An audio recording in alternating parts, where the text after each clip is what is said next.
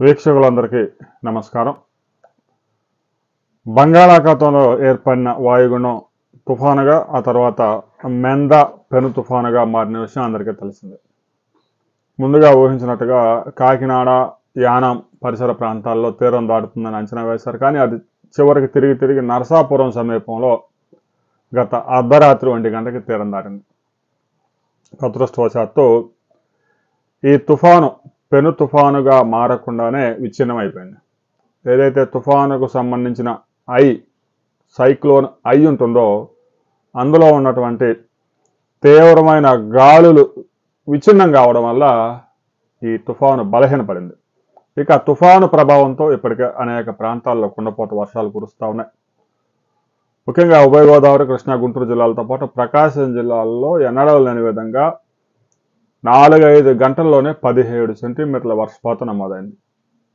ఇక నెల్లూరు జిల్లాలో కూడా అతి భారీ వర్షాలు నమోదయ్యాయి. ఇప్పటికే పలు ప్రాంతాల్లో చెట్లు కూలడం వల్ల 4 చనిపోయారు అనే రిపోర్ట్స్ వస్తూ ఉన్నాయి. ఏ ప్రాంతాల్లో ఎంత వర్షపాతం పడింది, జనజీవనం ఎలా స్తంభించింది, పంట నష్టం ఎంత జరిగింది, కోలుకోవడానికి ఎంత సమయం పడుతుంది అనే వివరాలు మనం ఈ వీడియోలో తెలుసుకుందాం.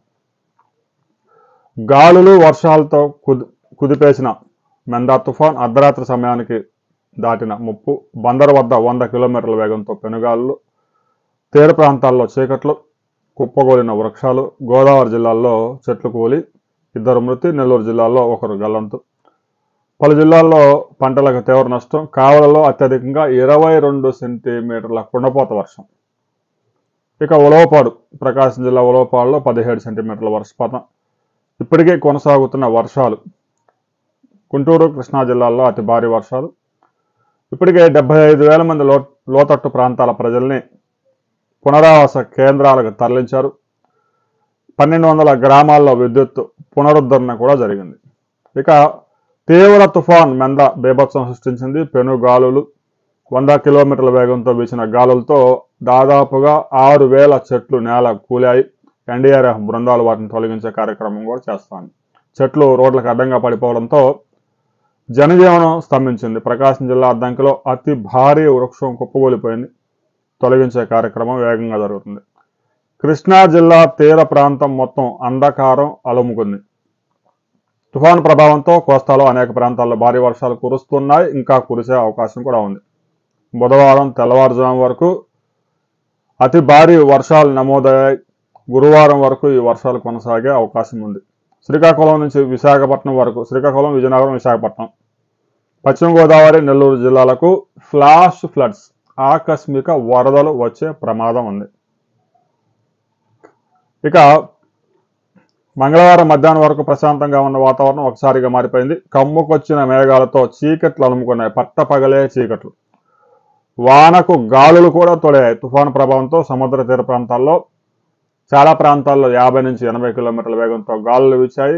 తుఫాను ప్రభావం అధికంగా ఉన్న ప్రాంతాల్లో 90 నుంచి 100 కిలోమీటర్ల వేగంతో పెను గాలులు వీచాయి. చాలా ప్రాంతాల్లో భారీ వృక్షాలు, విద్యుత్ స్తంభాలు నేల కొలిగాయి. బంగాళాఖాతాన్ని ఆనుకొని ఉండడంతో శ్రీకాకుళం జిల్లాపై తుఫాను ప్రభావం బాగా చూపింది. మంగళవారం శ్రీకాకుళం అంతటా కూడా వర్షం కురుస్తూనే ఉంది. ఒడిశా నుంచి వస్తున్న వరదతో మహేంద్ర తనయ, వంశధార, నాగావళి, బహుదా ఈ నదులన్నీ పొంగి ప్రవహిస్తూ ఉన్నాయి. అల్లూరు సీతారామరాజు జిల్లాలో కూడా గెడ్డలు, వాగులు పొంగి ప్రవహిస్తూ ఉన్నాయి. అరకు ప్రాంతంలో కొండచెరువులు విరిగిపడి రాకపోకలు స్తంభించిపోయాయి. ఇక విజయనగరం జిల్లాలో కూడా ఎడతెరపులేని వర్షాలు. విశాఖ నగరంతో పాటు విశాఖపట్నం జిల్లాలోనూ కూడా అతి భారీ వర్షాలు నమోదు కావడంతో జనజీవనం స్తంభించిపోయింది. చాలా ప్రాంతాల్లో జాతీయ రహదారులు, సర్వీస్ రోడ్లలో కూడా 3 అడుగుల మేర వరద చేరింది.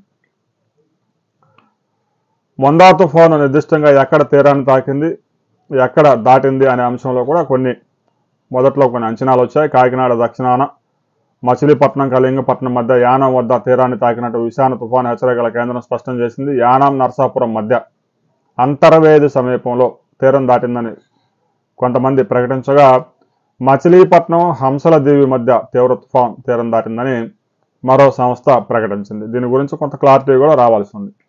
నేడు కూడా అతి భారీ వర్షాలు.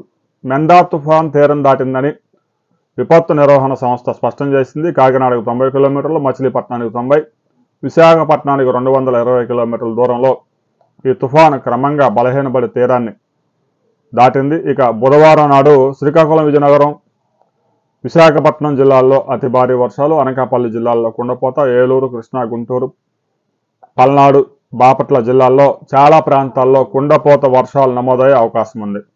ఇక నెల్లూరు, కర్నూలు, అనంతపురం జిల్లాల్లో కూడా 10 నుంచి 15 సెంటీమీటర్ల అతి భారీ వర్షాలు నమోదయ్యే అవకాశం ఉంది. ముఖ్యంగా కోస్తా తీర ప్రాంతాల్లో మత్స్యకారులు సముద్రంలో చేపల వేటకు వెళ్లవద్దని అమరావతి వాతావరణ కేంద్రం హెచ్చరికలు జారీ చేసింది. తుఫాను ప్రభావం 22 జిల్లాల్లోని 403 మండలాలు, దాదాపుగా 8,000 గ్రామాల్లో ప్రభావం చూపింది. 40 లక్షల మంది ఎఫెక్ట్ అయ్యారు. ఇక అనంతపురం, సత్యసాయి, అన్నమయ్య, కర్నూలు జిల్లాలకు మినహాయిస్తే మిగతా రాష్ట్రం అంతా కూడా తుఫాను ప్రభావం చూపింది. 1,204 పునరావాస కేంద్రాలు ఏర్పాటు చేశారు. 75,000 మందిని అక్కడికి తరలించి వారికి కావాల్సిన అన్ని సదుపాయాలు ఏర్పాట్లు చేశారు. దాదాపుగా 3,000 గ్రామ పంచాయతీలు, గ్రామ సచివాలయాల్లో జనరేటర్లు కూడా ముందస్తుగా ఏర్పాటు చేశారు. ముఖ్యంగా పెనుగాలు వచ్చినప్పుడు కరెంటు వెంటనే ఆగిపోయింది. కరెంటు పోతే కమ్యూనికేషన్ కూడా కట్ అయిపోద్ది కాబట్టి జనరేటర్లు ముందుగానే అరేంజ్ చేసుకున్నారు. 38,000 హెక్టార్లలో పంట నీట మునిగింది అనేది ప్రాథమిక అంచనా. ఈ అంచనాలు ఇంకా మారతాయి. ఇక 138,000 హెక్టార్ల ఉద్యాన పంటలు ప్రభావితమయ్యాయి. ముఖ్యంగా పెనుగాలులకి అరటి తోటలు, బొప్పాయి, ఈ తోటలన్నీ కూలిపోయే ప్రమాదం ఉంది. ఆ పంట ఇక పనికిరాదు. ఇక ముఖ్యంగా కూరగాయల పంటలు కూడా బాగా ఎఫెక్ట్ అయ్యాయి. కూరగాయల ధరలు ఇప్పటికే కేజీ 50-60 రూపాయలు దాటిపోయాయి. ఇక మెందా తుఫాన్ ప్రభావంతో తిరుమలలో ఎడతెరపు లేని వర్షం నమోదవుతా ఉంది. మరొకవైపు చలి గాలులకు భక్తులు వణికిపోతా ఉన్నారు. వేకువజాము నుంచి అర్ధరాత్రి వరకు ఈదురు గాలులు, వాన తిరుమలలో నమోదైంది. కంటిన్యూగా కురుస్తున్న వర్షాల వల్ల భక్తుల రద్దీ బాగా తగ్గింది. దర్శనం కోసం 18 కంపార్ట్మెంట్లలో భక్తులైతే వేచి ఉన్నారు. ఇంకా టీటీడీ వీరికి వేడివేడిగా అన్నప్రసాదాలు, పాలు అందిస్తూ ఉంది. తిరుమలలో స్థానికులు నివాసం ఉండే బాలాజీ నగర్ 3వ లైన్లో గాలులకు అతి భారీ వృక్షం ఇళ్ల మీద కూలిపోయింది. 2 ఇళ్లు స్వల్పంగా దెబ్బతిన్నాయి. దాన్ని తొలగించే కార్యక్రమం కూడా వేగంగా జరుగుతూ ఉంది. ఇక భారీ వర్షాల కారణంగా ప్రముఖ పుణ్యక్షేత్రం సింహాచలంలో మెట్ల మార్గంలో భక్తుల రాకపోకలు నిలిపివేశారు. గతంలో కూడా ఈ మెట్ల మార్గంలో ప్రమాదం జరిగి గోడ విరిగిపడి భక్తులు చనిపోయిన విషయం తెలిసిందే.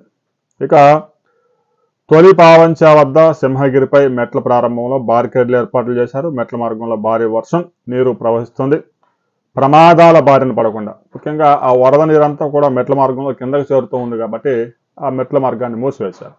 రాబోయే 24 అవర్స్ కూడా అది తెరిసే అవకాశం లేదు. వరదంతా తగ్గిన తర్వాత అదంతా మరలా క్లీన్ చేసుకొని ఓపెన్ చేసే అవకాశం ఉంది. ఇక రాబోయే 48 గంటలు ఈ తుఫాను ప్రభావం చూపనుంది. ముఖ్యంగా ఉభయ గోదావరి, కృష్ణా, గుంటూరు, ప్రకాశం, నెల్లూరు జిల్లాల్లో అతి భారీ వర్షాలు, కుండపోత వర్షాలు నమోదయ్యే అవకాశం ఉంది. వీటి వల్ల అనేక ప్రాంతాల్లో ఫ్లాష్ ఫ్లడ్స్, ఆకస్మిక వరదలు వచ్చే అవకాశం ఉంది. ఇప్పటికే ప్రాజెక్టులన్నీ నిండు కుండలాగా మారాయి.